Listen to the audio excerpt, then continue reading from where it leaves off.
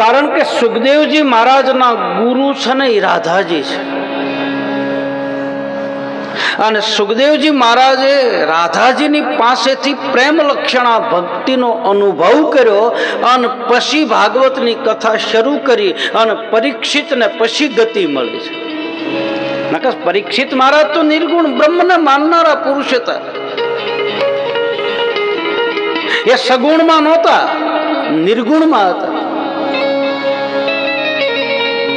એટલે એનો અર્થ એ નથી થતો કે સગુણ અને નિર્ગુણમાં ભેદ છે. ના,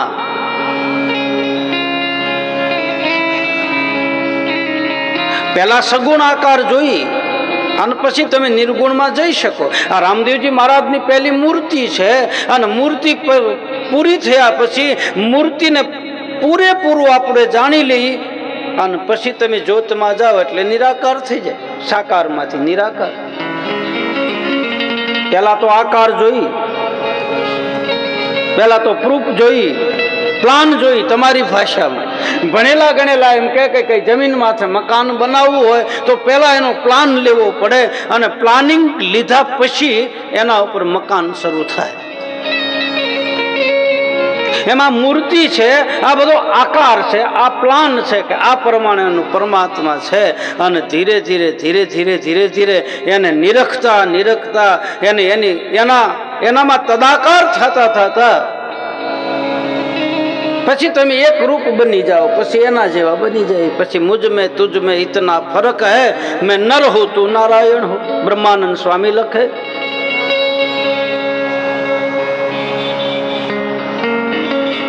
એટલે રાધાજી છે કોણ?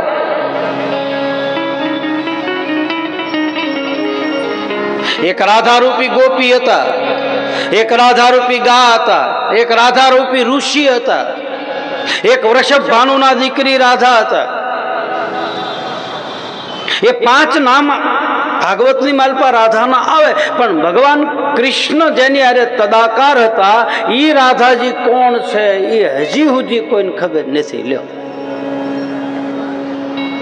હા, પોતાની મતિ પ્રમાણે નક્કી કરી નાખ્યું કે આ ફલાણા વૃષભ ભાનુના દીકરી ઈ રાધાજી ભગવાન કૃષ્ણ બંનેને અખૂટ નાતો હતો.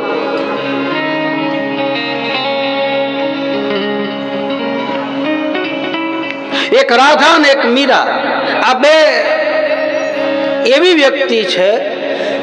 એ તો હવે મંદિર બનવા માંડ્યા, બાકી આ બે ના મંદિર નહોતા પેલા. મીરાનું મંદિર નહીં અને રાધાનું નહીં. કારણ કે બંને કૃષ્ણની અંદર એક રૂપ થઈ ગયા હતા. રાધા રાધા હતી જ નહીં અને મીરા મીરા નહોતી. એક રાધા એક મીરા, એક રાધા એક મીરા, અંતર ક્યા દોનોं की चाह में एक प्रेम दीवानी, एक दर्द दीवानी, एक प्रेम दीवानी, एक दर्द दीवानी. एक राधा एक मीरा, दो श्याम को क्या, अंतर क्या दोनों की चाह में बोलो. एक प्रेम दीवानी, एक दर्श दीवानी, प्रेम दीवानी, एक दर्श दीवानी. બે ડોક્ટર ભેગા થાય, દર્દી મરી જાય.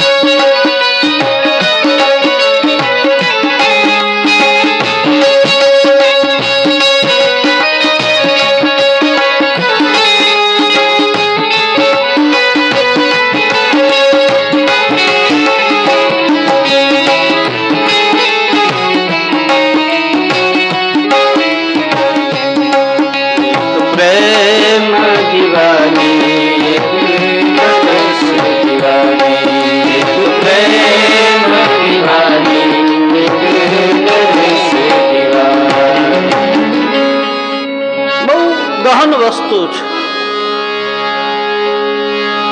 સાહિત્યકારો પણ બતાવે છે કે રાધાજીનું નામ તો બધાય લોકગીતની માલપા, બધાય રાસની માલપા, બધે રાધાનું નામ તો આવે છે.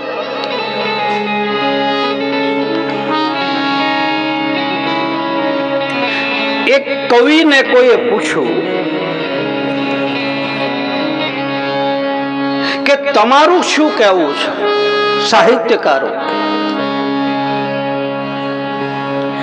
તો એક કવિ અને ભગવાન કૃષ્ણ બેયની વાતો થાય છે. કવિ ભગવાનની આરે વાતો કરી શકે, એની કલ્પના દ્વારા, એની કવિતા દ્વારા ભગવાનને ઠપકો આપીએ કે ભગવાનને ગાળો દઈએ કે સાહિત્યકાર અને કવિ એના મય બની ગયા હોય અને એના મય બની જાય પછી જ કવિતા અને ભજન લખાય છે.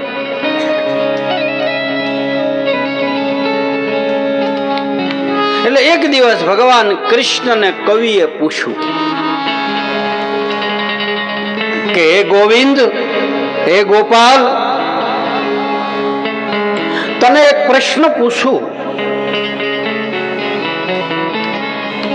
દ્વારકામાં બેહી અને કવિએ ભગવાન કૃષ્ણની હારે વાત કરી કે મારા પ્રશ્નનો તું જવાબ દેજે. પછી આખી કવિતા બનાવી છે. એમાં પહેલું કડી લખે છે કે મથુરામાં તને પૂછશે કાન,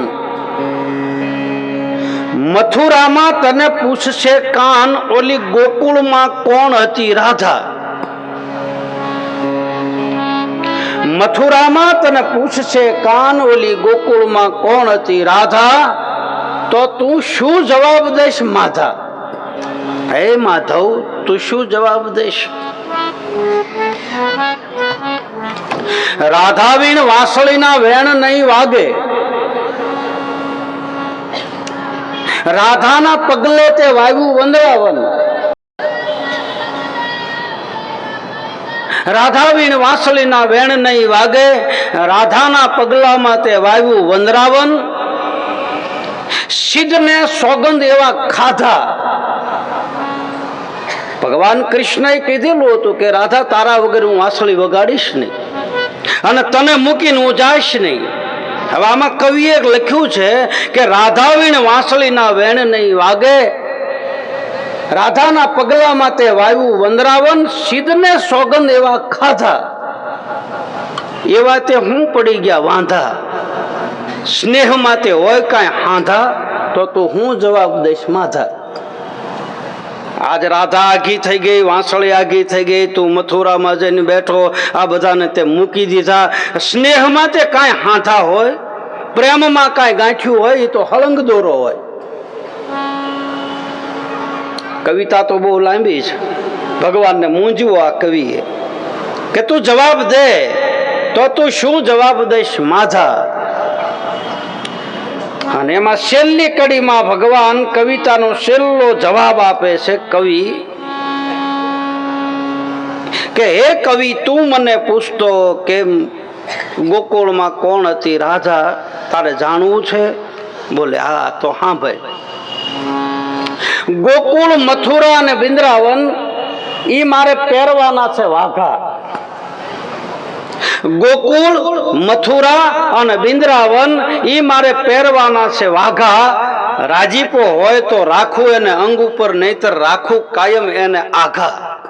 મારી મોજ આવે તો વૃંદાવન જાઓ, મારી મોજ આવે તો મથુરા જાઓ, મારી મોજ આવે તો દ્વારકા જાઓ, મારી મોજ આવે તો પોકરણગઢમાં જાઓ. ગોકુળ, મથુરા અને વૃંદાવન ઈ મારે પહેરવાના છે વાઘા. રાજીપો હોય તો રાખવું એને અંગ ઉપર, નહીતર રાખવું એને કાયમ આઘા. હે કવિ, સાંભળી લે તારો જવાબ હવે આપું છું બરાબર ધ્યાન દઈને. ગોકુળ અને મથુરા છે મારે પહેરવાના વાઘા. રાજીપો હોય તો રાખવું એને અંગ ઉપર, નહીતર રાખવું એને કાયમ આઘા. અંતરનો નાદ, મારા અંતરનો નાદ ઈ જ મારી રાધા. હવે મહેરબાની કરીને ન પૂછતો કોણ હતી રાધા. રાધા ઈ કૃષ્ણનો નાદ હતો. રાધા કોઈ સ્ત્રી નથી, રાધા કોઈ પુરુષ નથી. ભાગવતકાર લખે છે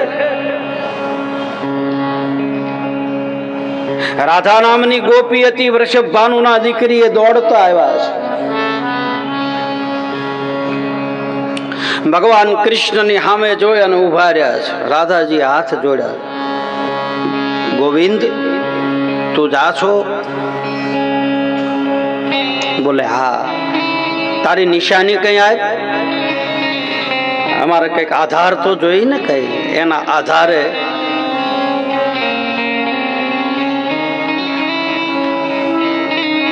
એક એક એક કીર્તનની માલપા બતાવે છે.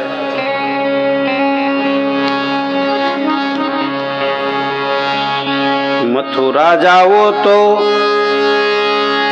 મુરલી દેતા જાજો, મથુરા જાઓ તો કાન મુરલી દેતા જાજો, એના આરે દાડા મારા જાય રે, એના દાડે દાડા મારા જાય રે, ઓ ધવરાય રે તમને, એના લીધે દાડા મારા જાય રે, ઓ ધવરાય રે તમને, વાલા વિના હવે નો રેવાય રે, ઓ ધવરાય રે તમને, વાલા વિના હવે નો રેવાય રે, ઓ ધવરાય રે.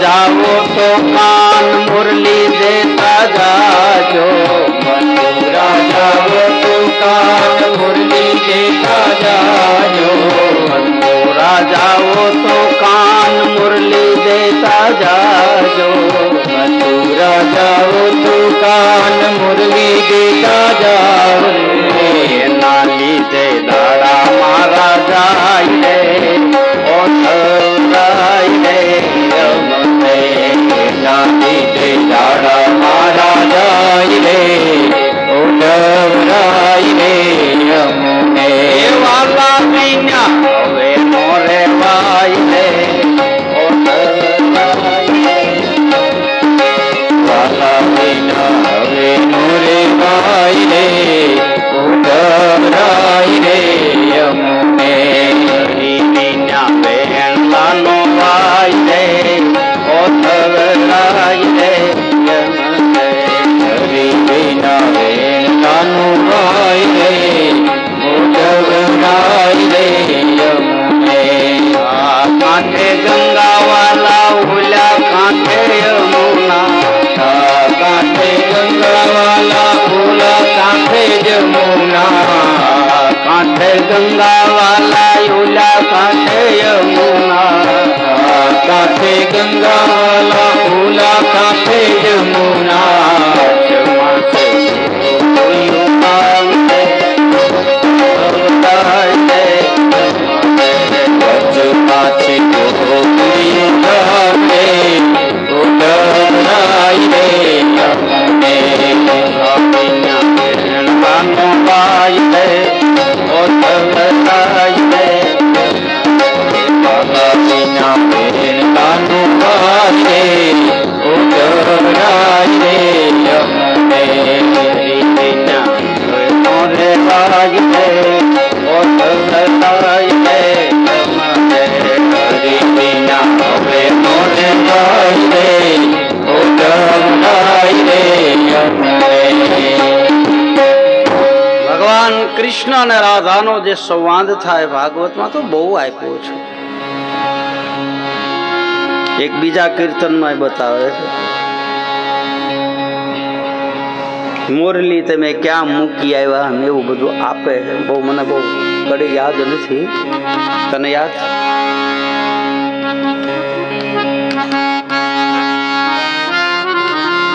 ઓ રંગ રસિયા ક્યાં રમિયા રાસ જો, રંગ રસિયા લોકગીત છે, ક્યાં રમિયા રાસ જો, આંખલડી રાતીને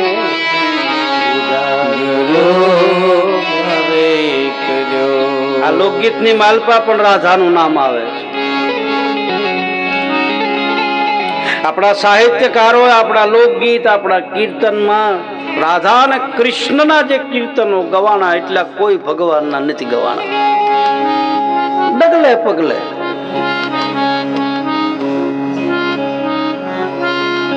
ભગવાન કૃષ્ણ અને રાધા હાથ જોડી અને રાધાજી ગોવિંદને વિનવે છે, હે ગોપાલ છોડી મત જા મને એકલી એ વણજારા,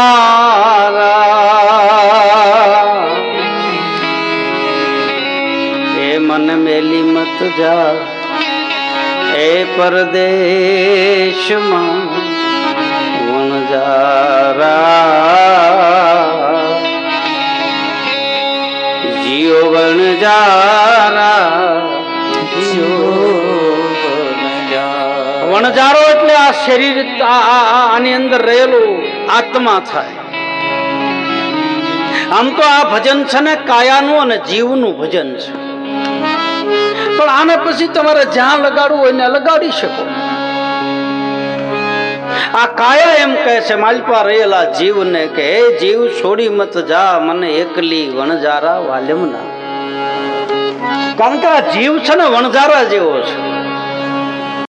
સાયા રહ્યા પછી બીજે જાય. વણજારાના કઈ ગામ નો હોય, એ ફરતા જ હોય, એના ડંગા હોય.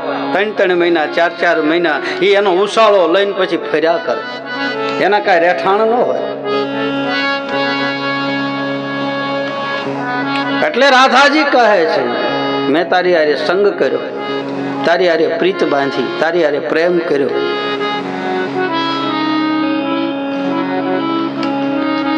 રાધાજીને ભગવાન કૃષ્ણ વાંસળી આપીને કહે છે કે લે આ વાંસળીને તું રાખ, અને જ્યારે જરૂર પડે ને તારા વાંસળીને તું વગાડજે, એટલે તને ભીતરમાં થોડીક શાંતિ થાય. ભગવાન બધાને આવી રીતે સમજાવે છે. વ્રજના ગોપ બાળકો બધા રથના પૈડાની આડા હોઈ જાય અને કહે છે કે મત જાઓ મત જાઓ મત જાઓ, હે ગોવિંદ અમારા વ્રજને અનાથ ન કર. બધાની આંખમાં આહું છે. માં જશોદાજી, નંદ બાબા, વ્રજની ગાયો, વ્રજના ગોપ બાળકો બધા રડે છે. અમથું આપણા ઘરે કોઈક મહેમાન આવ્યું હોય ને પછી 4-5 દી રોકાઈને તારે જાય ને તો આપણી આંખોના ખૂણા ભીના થઈ જાય કે આવજો, પત્ર લખજો, પોગી જાઓ એટલે અમને ફોન કરી દેજો.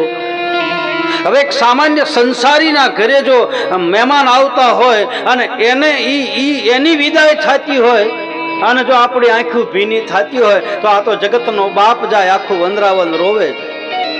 એમાં શું નવાય?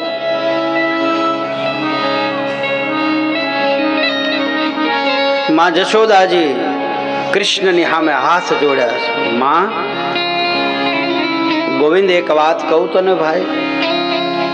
કહે માં. તો વ્રજમાંથી નીકળી અને તું મથુરામાં જાશ પછી ભૂલી તો નહીં જા ને?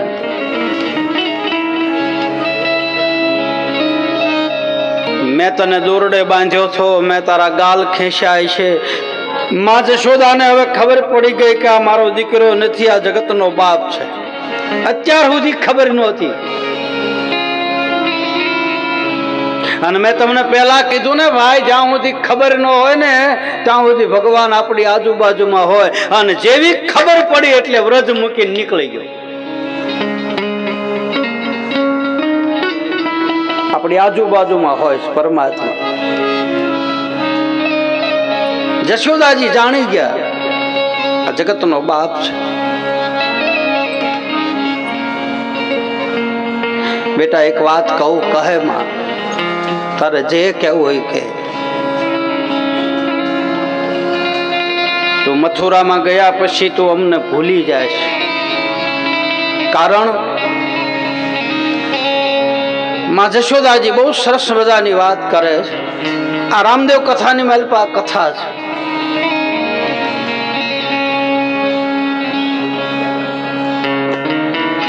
તો મથુરામાં ગયા પછી તું ભૂલી જશે એનું પહેલું કારણ કે તું રાજા બનીશ.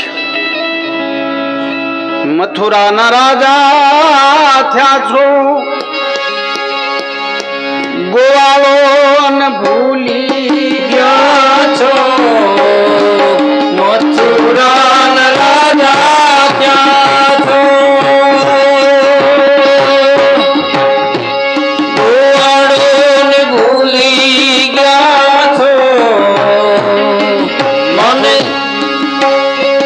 મને તીન મોરે ગયા એ દાદી એ મારા વાલાને એ વટીને કેજો રે. મને તો મનાવી લેજો રે.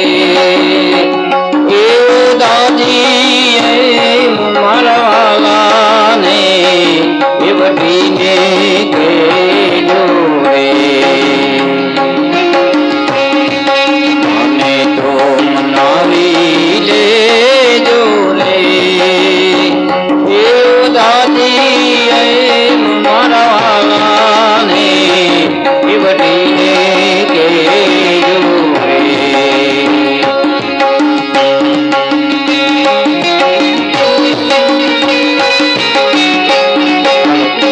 હાલો હાલો હાલો.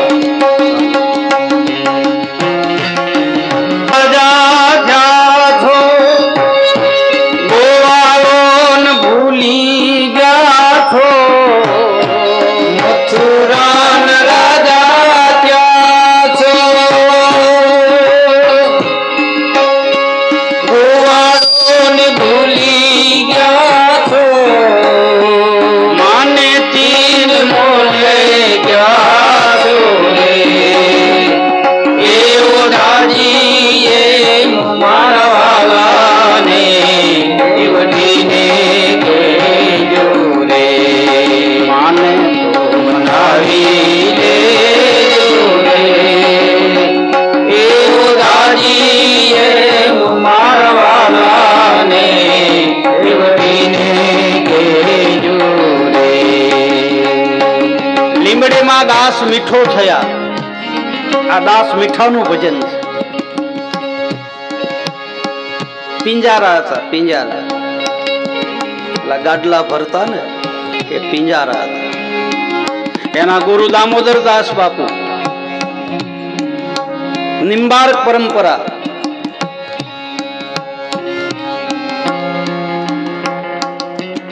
અને શેરખી ગામ આવ્યું વડોદરા પાસે. અને એક દિવસ રવિ સાહેબ ભાણ પરંપરા, ભાણ ફોજ, રવિ ભાણ ફોજ, કબીર સાહેબની ધારામાં થયેલા રવિ સાહેબ શેરખી ગામથી યાત્રા કરવા જાય. દ્વારકાધીશની યાત્રા એ. અને રસ્તામાં લીંબડી આવ્યું અને ખબર પડી કે દાસ મીઠો આયા છે. રાત પડી આવે અને મળવા જાય. રવિ સાહેબ કહે છે. પિંજારાવાડમાં આવ્યા અને ખબર પડી કે મારે ત્યાં રવિ સાહેબ આવ્યા.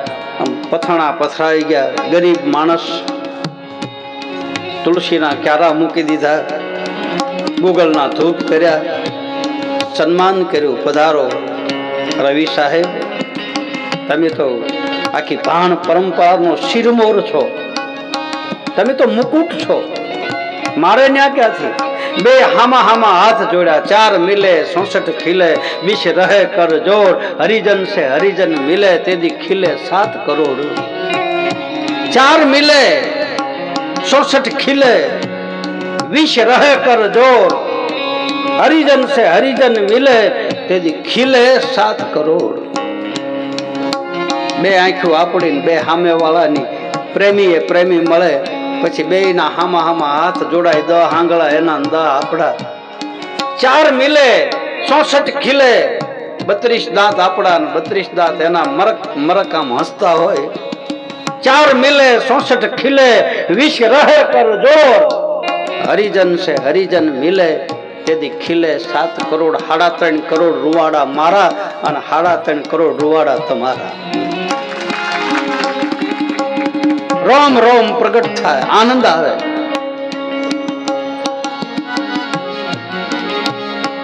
હામાં હામાં હાથ જોડ્યા, બોલા આજ રાત્રિએ ભજન ભાવ કરીએ. બે હામાં રામસાગર લઈને હરિનો આરાધ કર્યો ભાઈ.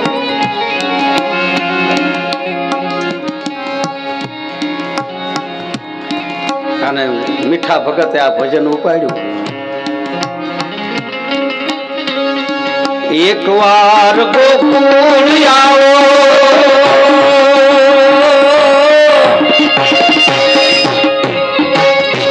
માતાજીને મોઢે થાવો. એક વાર ગોકુળ આવો, માતાજીને મોઢે થાવો.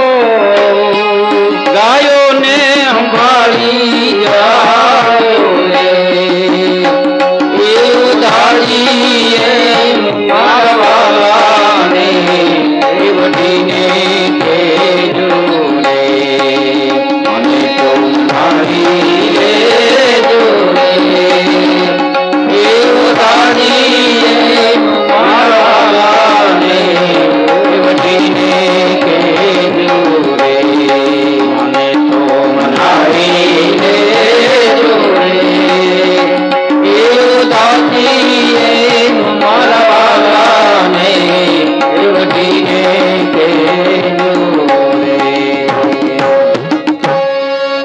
બીજા દિવસની સવાર પડે અને રવિ સાહેબ દ્વારકા જવાનું હતું ને માંડી વાળ્યું. એની યારે સંઘ હતો ને એને કહ્યું કે સાહેબ આપણે તો દ્વારકા જવાનું હતું અને કેમ પાછા વળ્યા? રવિ સાહેબે જવાબ આપ્યો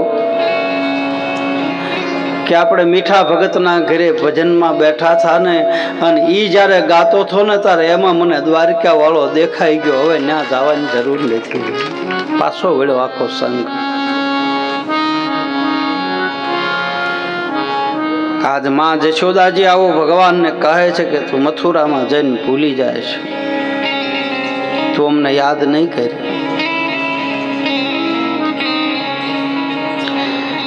એનું કારણ કે તને તારી હાસી માં મળી જાય, તારી માં દેવકી મળી જાય પછી તું અમને થોડો યાદ કરીશ. ભગવાન કૃષ્ણ રથમાંથી નીચે ઉતરી અને કહે છે કે માં કોણ કહે છે હું તારો દીકરો નથી? એમ હોય એવું કહી દેવું, જેને આત્મનિવેદન કહે છે.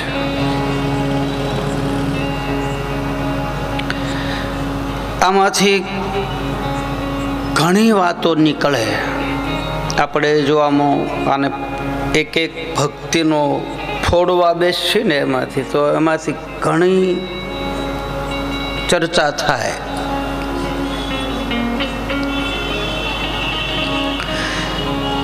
પહેલી ભક્તિ કહે છે સંતનો સંગ કરો તો સત્સંગ, અથવા તો સત્યને જેણે જાણ્યું હોય એના સંગમાં બેસવું, એનું નામ સત્સંગ.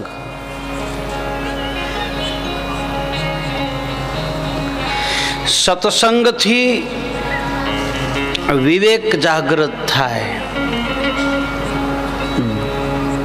માનવીને સત્સંગથી વિવેક મળે, અને સત્સંગ અને વિવેક બંને વસ્તુને પ્રાપ્ત કરવી હોય તો એમાં પરમાત્માની કૃપા જોઈએ તો આ બે વસ્તુ મળે, નહીતર મળે નહીં.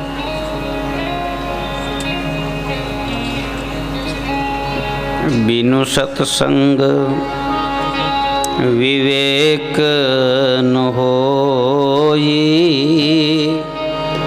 राम कृपा बिनु सुलभ न सोई, बिनु सत्संग विवेक न होई।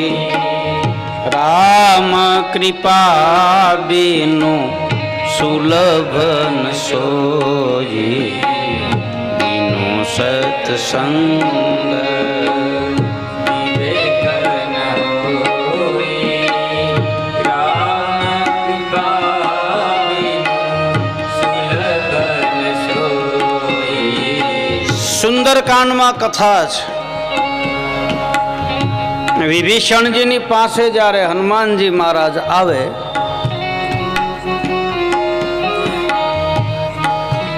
तो हनुमानजी महाराज विभीषण ने एम कहे कि विभीषण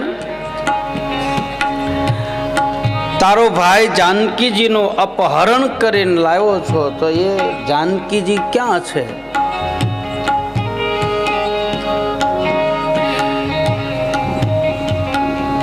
तो विभीषण जी जवाब आपे छे कि मने खबर नथी।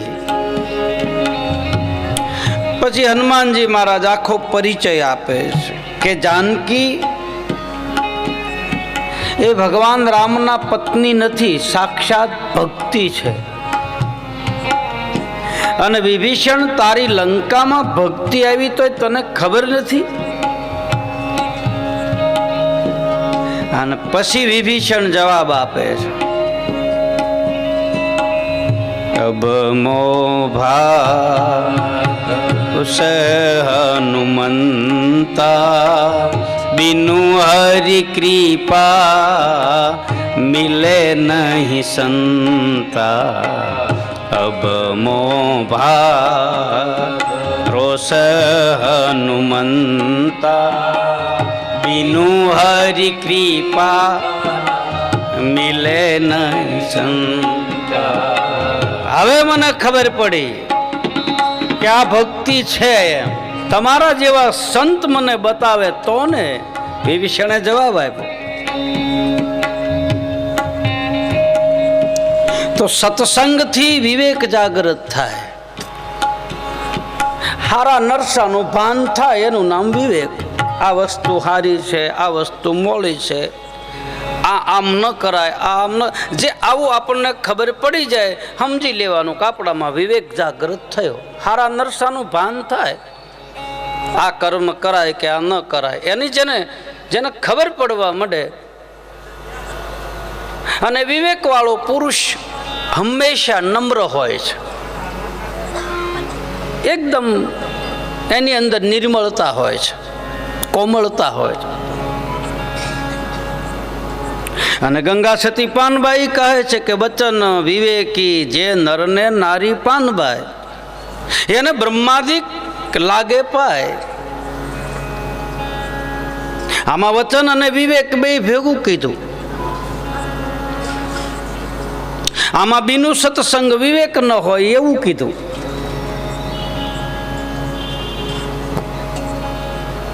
विवेक वाला वचन बोलवा एवं गंगा सती पानबाई कदाच एवं कहता होय।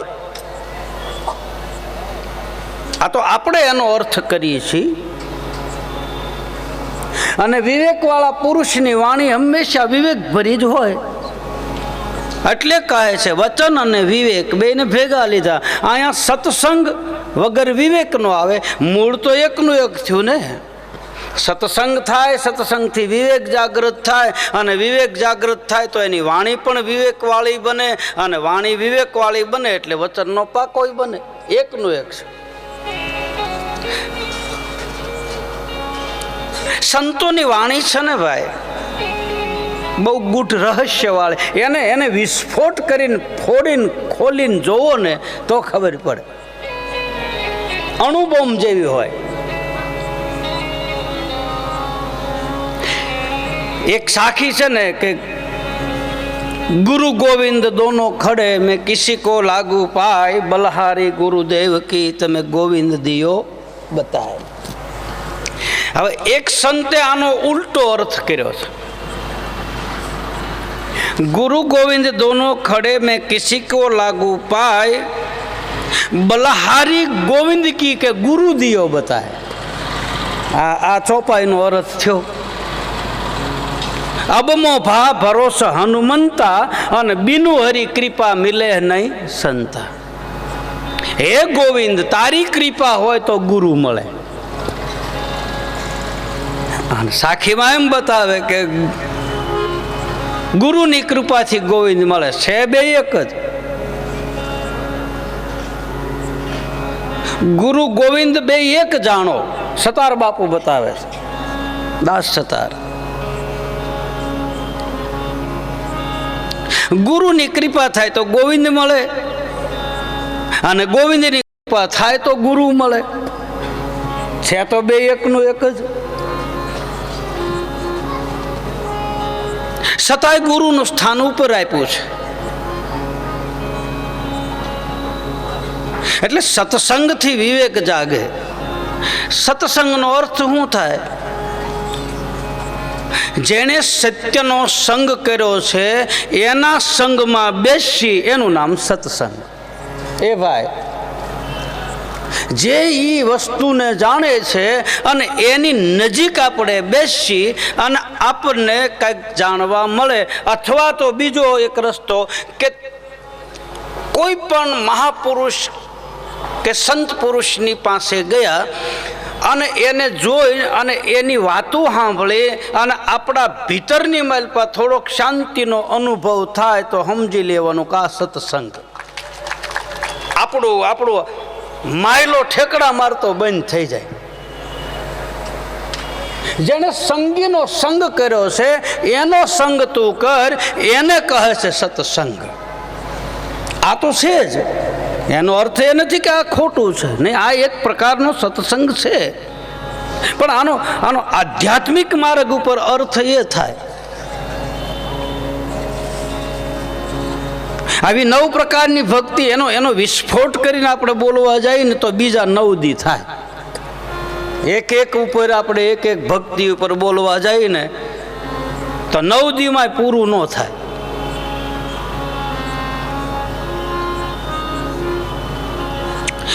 ગુરુના ચરણ ઉપર પ્રીત રાખવી, કપટ છોડીને ગાવું, 5મા પ્રકારની ભક્તિ ભરોસો। હવે આમાંય તે છે ને, હવે હું કામ આમ કહેવા બેહું ને તો આમાંથી પાછા ઘણું નીકળે।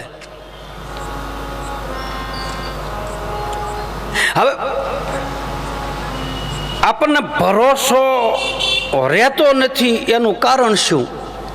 હે ભાઈ, વિશ્વાસ નથી રહેતો એનું કારણ શું? શા કારણથી ભરોસો ડગે?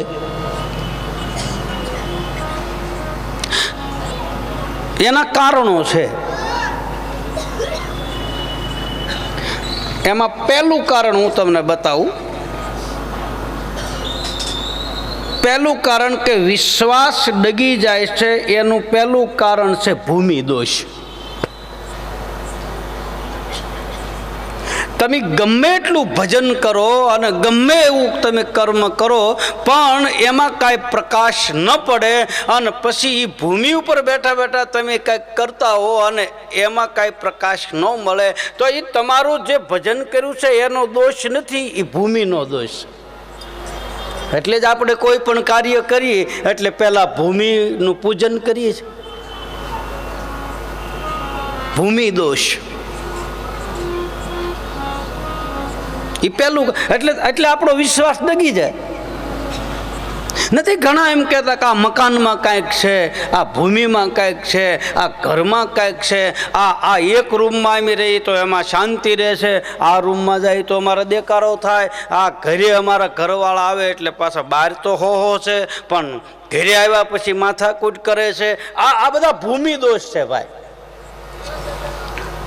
એટલે તમે એ ભૂમિ દોષના હિસાબે તમે ગમે એટલું ભજન કરતા હોય તો એનું પરિણામ તમને મળે નહીં। એટલે તમને વિશ્વાસ કોની ઉપર ઘટ્યો? પરમાત્મા ઉપર ને ગુરુ ઉપર।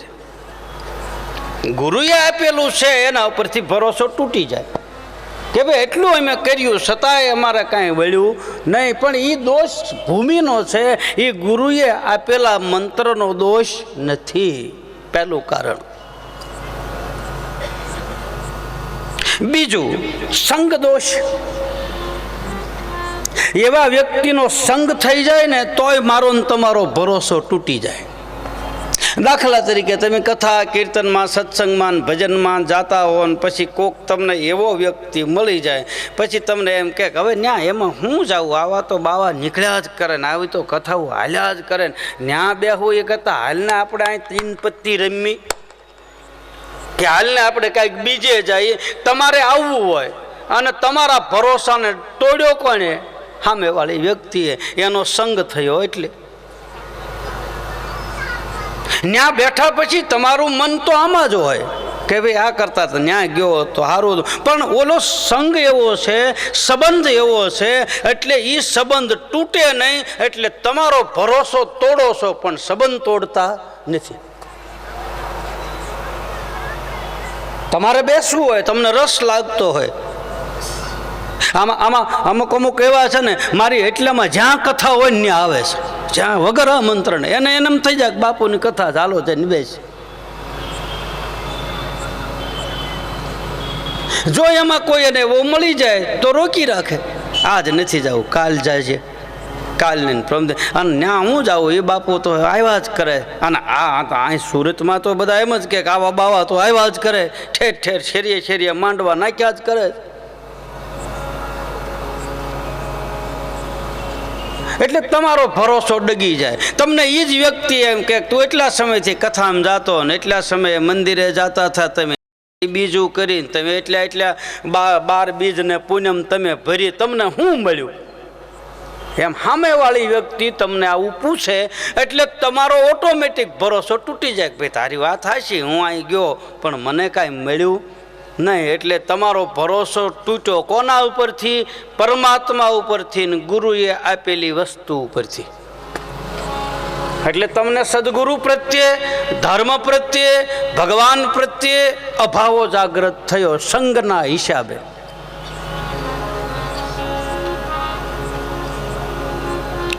આ સંગ દોષ એના હિસાબે ભરોસો તૂટે. ત્રીજું સહજ દોષ. એ સહજ દોષ માલપાનો છે, સંગ દોષ બહારનો છે.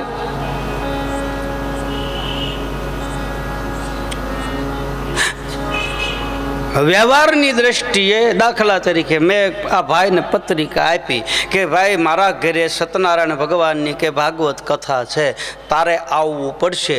અંદરથી ના પાડે, આ તો કંકોત્રી આવી એટલે જ આવવું પડે, બાકી આપણે કાંઈ એમાં રસ છે નહીં. આ સહજ દોષ, એક વ્યવહાર થઈ ગયો.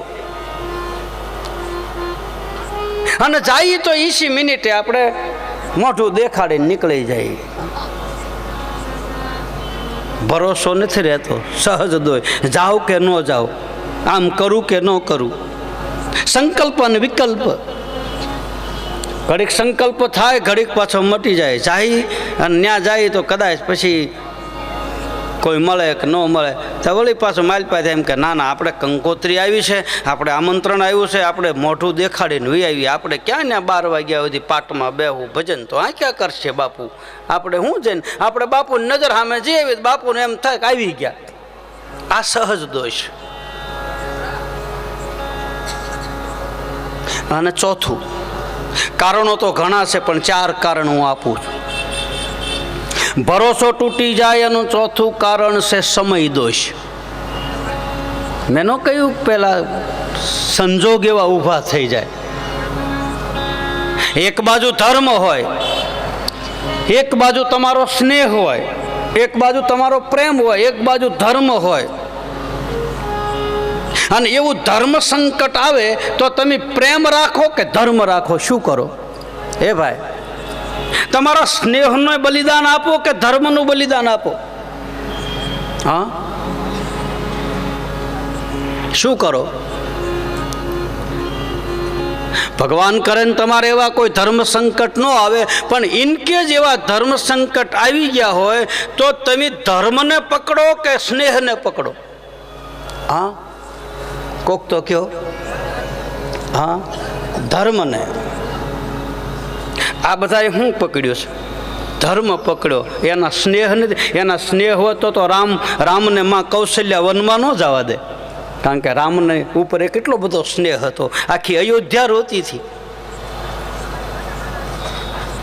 જો ધર્મને ન પકડે ને સ્નેહને પકડે તો સંગાવતી પોતાના છોકરાના ખાણિયામાં ખાંડત નહીં, કારણ કે દીકરા ઉપર પ્રેમ તો હતો ને. ધર્મ સ્નેહ ઉભયમતી ઘેરી. ધર્મ સંકટ આવે ત્યારે વ્યક્તિને પોતાના સ્નેહનું બલિદાન આપવું જ પડે, અને જે સ્નેહનું પોતાના પ્રેમનું જે બલિદાન આપે એને જ ધર્મ પુરુષ કહે છે. અને આ બધાએ શું કીધું? તારો ધર્મ સંભાળ, તારો ધર્મ સંભાળ. આપણે કાંઈક એવું નથી હોય તો નથી કહેતા એ ભાઈ ધર્મથી હાલજે હો, ધર્મથી. ધર્મ ચૂક્યો ખલાસ. પોતાનો સ્વાર્થ રાખવા હાટું થઈને ધર્મ ચૂકી જાય. આજ ધર્મના નામે પોતાનો સ્વાર્થ ચાલે છે. ધર્મના નામે, શ્રદ્ધાના નામે અંધશ્રદ્ધા ફેલાય છે. તમને રામદેવજી મહારાજ ઉપર અપાર શ્રદ્ધા હોય અને એ તમને આમાં બેહારીને પછી તમારી શ્રદ્ધાનું હું અંધશ્રદ્ધામાં રૂપાંતર કરું અને તમારીનું શોષણ કરું તો એ પાછો પાપનો ભાગીદાર બને છે. આજ જગતમાં અંધશ્રદ્ધા વધારે છે. આ ધર્મની હારે અધર્મ પણ છે, આ શ્રદ્ધાની હારે અંધશ્રદ્ધા પણ છે. અંધશ્રદ્ધાથી આપણો ધર્મ પ્રત્યે આપણો ભાવ ઘટી જાય છે. બાકી ધર્મ તો હાસો જ છે.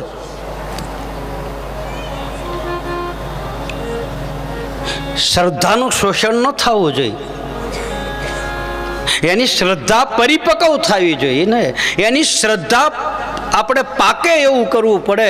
એની શ્રદ્ધા કાશી રહે એવું ન કરાય, અને જો કાશી રહે એવું કરે તો એ અંધશ્રદ્ધા છે. આ લોકોએ શ્રદ્ધાને પોષણ આપ્યું છે, અંધશ્રદ્ધાને નહીં. ચમત્કાર અને પરસો એમાં બહુ ફેર છે. ચમત્કાર તો તમે કરી શકો, તમે અગ્નિ ઉપર આલી શકો. કુંવાર પાઠાનો રસ છે, એ કુંવાર પાઠાનો રસ લઈ અને તમે પગના તળિયે ચોપડી દો અને પછી તમે અગ્નિમાં હાલો તો 5 મિનિટ તમારા પગ બળે નહીં. તમે હાથમાંથી કંકુ કાઢી શકો, તમે નાળિયેરમાંથી સુંદડી કાઢી શકો. અને કોઈને શીખવું હોય તો કહેજો, 12 મહિના મારી હારે રહેવું પડે તો શીખવાડું. 12 મહિના સુધી ઘરે આવવા ન દઉં. એટલે ચમત્કાર થાય. પરસો છે ને એ શ્રદ્ધાનો વિષય છે. શ્રદ્ધાથી પાણા ડોલે. તમારામાં શ્રદ્ધા હોય તો પથ્થરમાંથી જવાબ મળે, અને મળ્યા છે. પાણા ડોલ્યા. સાળંગપુર હનુમાનમાં જઈને જોજો, ભગવાન હજી ત્રાહો છે. હનુમાનજી મહારાજ ગોપાલાનંદ સ્વામી આરતી ઉતારતા હતા, અને જેમ આરતી ઉતારે એમ હનુમાન આમ થતો. એક પથ્થરની મૂર્તિ હાલે, પથ્થરની મૂર્તિ બોલે. જો તમારામાં શ્રદ્ધા હોય તો, અને જો તમે એને અંધશ્રદ્ધામાં રૂપાંતર કરો તો એ ચમત્કાર થઈ ગયો. તો જગત તમારી પાછળ પડે. પછી તમે એનું શ્રદ્ધાથી શોષણ કર્યા કરો. તારે આમ કરવાનું છે ને, તારે આમ કરવાનું છે ને, તારે આમ કરવાનું છે ને, તારે આટલા દી આવવાનું છે ને, પાછો એટલા દી આમ આવવાનું. એને ધક્કા ખવડાવી અને એની શ્રદ્ધાનું તમે અંધશ્રદ્ધામાં રૂપાંતર કર્યું. અને છેલ્લે એ કાર્ય થવાનું તો નથી જ. એટલે ન થાય એટલે એને ગુરુ ઉપર અને ભગવાન ઉપર બેય ઉપરથી શ્રદ્ધા ઉડી ગઈ. તમારા શોષણ કરવાનું હતું ત્યાં સુધી કરી લીધું.